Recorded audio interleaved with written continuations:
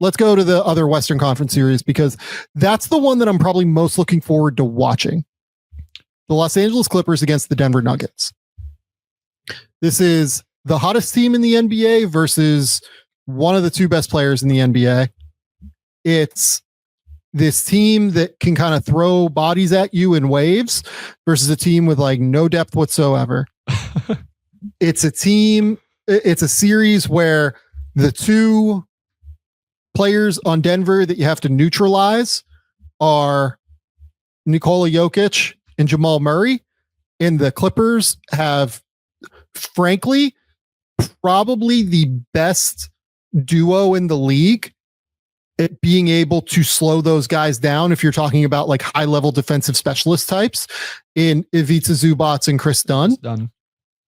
And yet you also have Nikola Jokic, and Nikola Jokic is unbelievable. He's an unbelievable basketball player. You also have one of the best coaches in the NBA and another team that fired their coach 6 days ago. So seems not great.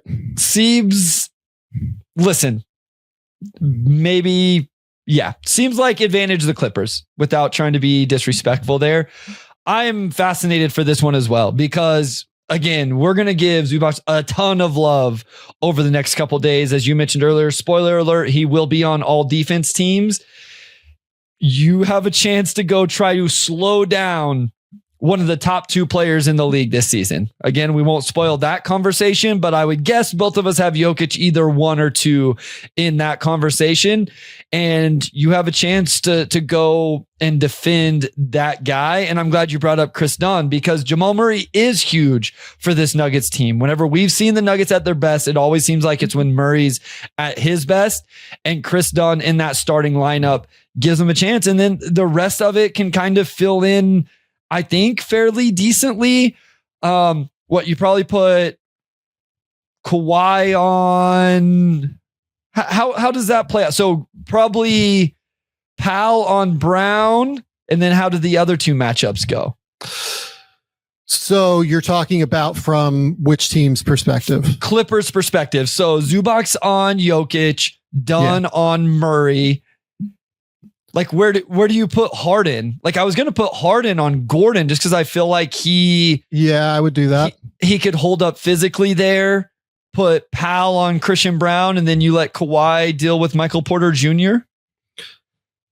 So that's one option. The other option is to just let Kawhi be like a help specialist, where you put Harden on probably Porter Jr. Man, that's hard. I think it actually does probably have to be Harden on Gordon. The thing is that all three of those guys are good cutters. I was going to say, I don't want Harden on Porter Jr. because he's running off screens, but I don't want Harden on Brown because he's a good cutter. And then I don't want Harden on Gordon because he's a good cutter. So I found myself not liking any of those matchups. Yeah, so it's not ideal for sure. Ultimately, though, I do wonder if Zubac's presence can at least make Jokic is going to get his. He's the best player offensively in the world. I don't know that there's a case otherwise. Like, he is offensively at least that guy.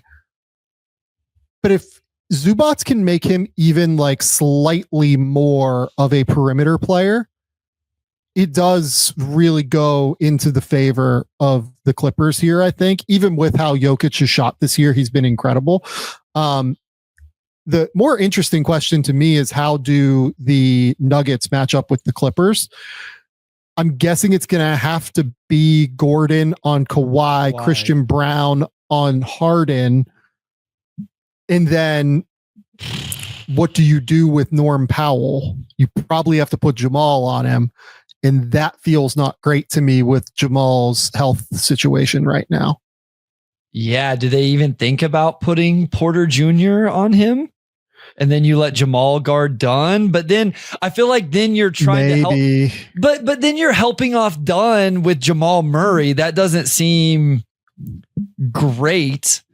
Like, that doesn't seem like a great use of a defender that's not going to. I'm not saying they are going to completely not guard Dunn, but like the one guy you can help off of in that starting lineup, it doesn't seem ideal to have Jamal Murray guard that guy. So, yeah. And look, like if Jamal was healthy, I would feel probably somewhat differently about this series too. Like, I think it becomes a little bit more interesting, but after that like awesome little run that Jamal had, right in the middle of the season there, it's been like a little bit more questionable as he's dealt with this injury lately, like over his last 5 games here since he's been like in and out of the lineup. Like he's only been shooting, I guess he's shooting 48, 36, 83, but that's really on the basis of 2 monster games as opposed to, he had 10 points in a game, 17 points in a game, and then 15 points in a game. But if you go back to the time, what was this?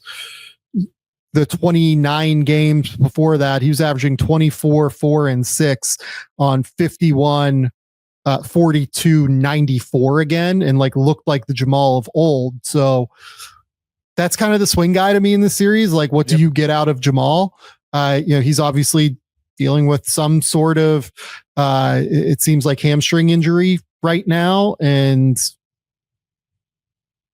if he's a real dude, it changes, but especially in the Clippers like bench lineups defensively, because the other thing that the Clippers do is they can just throw Derek Jones Jr. out there and he can be another body that can just go and be a stopper on somebody.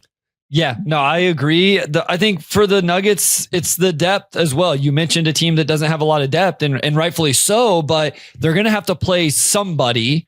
So what does Russ, this was always the thing with Russ, right? I think a lot of people would have said that Russ in the regular season could be a overall positive for the Nuggets.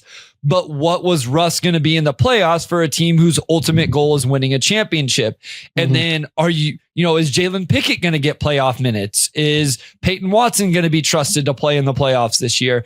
And some of these are things we don't know because obviously there was some turmoil between the front office and the coaching staff through the last couple of seasons with how players were used in specific situations. So who knows how those players are going to be used now with an interim head coach and no general manager to speak of at the time for Denver. So I'm fascinated to see what their overall rotation will even be once you get past the 5 starters. And I assume Russell Westbrook will be in the lineup in the rotation.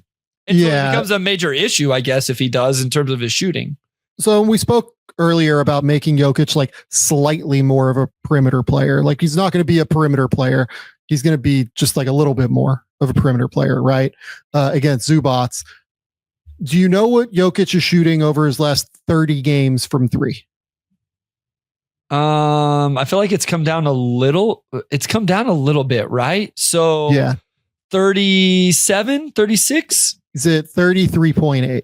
Oh, 3. Worse than I thought. I knew it was down, but wow. Yeah. Okay. So, it's 145 attempts. Like it's, small sample to some extent, but it isn't the 48 that he was shooting earlier this year. Right. So it's really going to have to come down to like Jokic just being a monster 3-point shooter, being able to find cutters when guys like Harden or, somebody else lets their guy get loose off the ball as a cutter. I think that's the key. The thing that worries me most about Denver isn't even like the Russ minutes necessarily. It's the other guys. Like, I just think Peyton Watson is going to have to play in this series, like pretty real minutes. And then like, I don't think Julian Strawther like has a chance in this series. Like he cannot play in this series. Whoever he's in for, Harden's going to call him up immediately into a ball screen. Kawhi's going to call him up immediately into a ball screen. And yeah, you can try and blitz those guys and get the ball out of their hands to protect Strawther. But again, this team, like we saw today against the Warriors, like they're pretty good at dealing with those situations. They know how to attack from the middle out with guys like Dunn, with guys like Harden, with guys like Zubats as well. I think my one question with LA is, what if Jokic gets Zubats in foul trouble? Great. Then it's like Ben Simmons, and that's a huge win. So that would be interesting in terms of he's got to be great in the series, but he's got to stay out of foul trouble because they just don't have a whole lot of great options after that. Yeah, I think that's right. We're going to talk a lot about Zubats in the coming 2 days here. Zubats, especially tomorrow's episode when we do like DPOY, most improved and stuff. I mean, Zubats has been incredible this season. Defensively, he's been awesome offensively. The big thing that I do want to note too is Jokic's defense has not been great this year. We can just kind of say that it is what it is, I guess, is the easiest way to put it. It does feel like a real worry against this team where Harden's going to call him up pretty regularly. Kawhi's going to be able to call him up fairly regularly. Even like Powell's like pretty comfortable in ball screens now. Not like crazy decision maker, but a real scorer at least. I do think this is like a troublesome, this is a troublesome matchup for the Nuggets with the way that the Clippers are playing right now. And look, like the two wild cards here are, I think you brought up the key one on the court with if Zubats gets in foul trouble, if Jokic can like figure out a way to stop him and neutralize him by getting him off the court, that is massive. It's enormous for the Nuggets, and it gives them a real puncher's chance. The other piece here is just Kawhi's health, right? Yeah. Yep. And frankly, like Harden's health too, to an extent, like he has not gotten through full seasons in the playoffs particularly well. This is around the time where it does feel like sometimes the wear and tear of his physical game can catch up with him. So the injury, like wear and tear factor for the Clippers as well, does feel like a real thing worth noting here. And I know I kind of made light of it earlier, but, and again, like I truly don't mean any disrespect to David Adelman, but Ty Lue should have a coach. There should be a sideline advantage for the Clippers in this series in terms of, now sometimes the Jimmies and the Joes are just more important than the X's and the O's. But if there are X's and O's to be found, if there's late game situations, if there's certain matchups or whatever, I feel like we would have to say, based off the stuff we know right now, Ty Lue will be the one to find that faster and quicker and make those adjustments. And if he's able to do it in game 2, where it takes Adelman and staff till game 4, maybe you lose 1 or 2 games and that tips the series. So as you said, this is probably going to be the most fun one to watch just because of the names, but also some of the, like, just as we went through the matchups, I found myself going, I don't love that, or I do really like this for this team. I think it'll be fascinating. Just real quick, we're not going to get a chance to talk about this as the playoffs get going. Ewan Ross asks for thoughts on the firings of obviously Michael Malone and Calvin Booth. I mean, look, we'll start on the Booth front. Like, I feel like Bryce and I have taken shots at Booth's team building kind of all year, really for the last like 2 years. Just didn't do a good enough job. Winning on the margins is the critical thing in that job when you have Nikola Jokic, and he lost on the margins consistently. He signed Reggie Jackson to the mid-level last year, had to trade him away this past offseason for 3 second-round picks to get rid of the contract. Signs Dario Saric this offseason. Saric can't play. Just sorry. We're at the point where like there are rumors about him going over to Europe this offseason. Winning on the margins is critical. And Zeke, while contract, can't get on the court. Yeah, some of the draft picks, like Holmes got hurt, but otherwise, like we're talking about, like, is Peyton Watson going to be able to last on the floor in the playoffs this year? Yeah. You know, so the 3 selections, and what was that? The 2023 draft of Julian Strawther, Jalen Pickett, Hunter Tyson. They had what? 28, 32, and like 40 or so.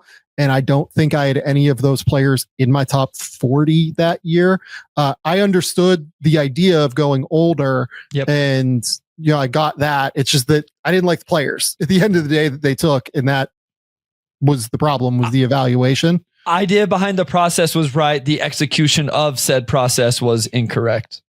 Totally. So that's what worries me a little bit about this. And, look, I think that Sam Amick and maybe Tony Jones wrote this in The Athletic, but Matt Lloyd is the seeming, rumor out there of who the Nuggets are looking at to be their next GM. For people who don't know, Matt Lloyd is the general manager currently of the Minnesota Timberwolves under Tim Connolly, has been with the Orlando Magic. Matt Lloyd is regarded as one of the best evaluators in the league, actually. If that's the hire, we'll talk about that when it happens, but I would be in favor of that hire for what it's worth. I think that would be interesting. I think Matt's earned his time and earned his stripes as a front office executive and has a really, really good eye for talent. So if that's the move, I'm all for it. Michael Malone's probably a little bit more of a complicated conversation. It did feel like this was kind of ending this year. That's the reality, right? It felt like this situation had run its course. It's not anything about Michael. It's not anything about, the Nuggets and the players. It's that it felt like it's run its course and that they needed a change of voice. Like I talk about this with the Penguins all the time, right? Like I think they probably should have removed Mike Sullivan like 2 or 3 years ago. And it's not a statement on Sullivan as a coach. It's just that sometimes you need a change just to get something different out of the players. And maybe you become a worse team, maybe you become a better team. But if you want to be great, you need to go do something different, right? Because what you're doing right now isn't working. And that's how I feel about Malone. Malone's going to go and get another head coaching job. He's going to be fantastic somewhere else. I do just think that sometimes you need to do something different. And this is an example of that. Yeah. I mean, you said it right there. Like sometimes the voice in the room, it's change, needs change. It's stale, whatever. I was shocked just from the perspective of the point of the season that it happened. And maybe I need to stop being surprised by these things happening when they happen. To me, there's something telling about the fact they felt they needed to do it when they did it, though. Still, like they couldn't even let it get through the playoffs. Maybe I don't know. So I had heard that like there was some disconnect between things there going back a couple years now. Look, it's not a secret that there had been real disconnect between Michael Malone and Calvin Booth. That's just not that's not like a made up thing. Like that is real. So there's been that for a while. I didn't think it would end up in being both of them getting fired. I assumed one of them would win out, and I have no knowledge or closeness to the Nuggets organization to know any of that. Ultimately, they decided to let both of them go, and I don't know. It'll make for a fascinating offseason because that salary cap situation in Denver is very interesting for a new GM to take on. And it's a very win now team for a new coach to take on, which can happen, right? So it'll be interesting who ends up landing there. And I think the conversation will be more fun once that happens.